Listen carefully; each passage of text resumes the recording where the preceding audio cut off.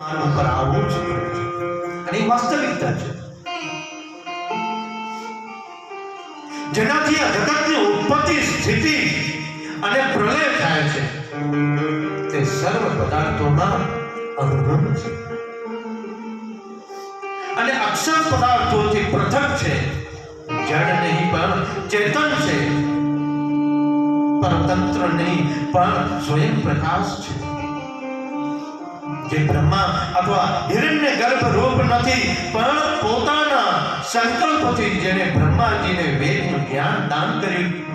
કર્યું છે અને જેમાં મોટા મોટા વિદ્વાનો પણ મોહ પામે છે જેમ તેજોમય સૂર્ય રાશ્મિઓમાં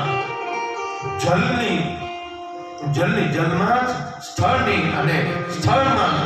જલની ભ્રાંતિ થઈ જાય છે તેવી જ રીતે જેમાં આ ત્રિગુણમય જાગ્રત સ્વપ્ન અને સુષુપ્તિ રૂપ મિથ્યા હોવા છતાંય પણ અવિષ્ઠાનની સત્તાથી સત્ય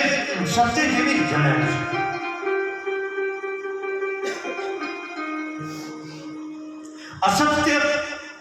અસત્ય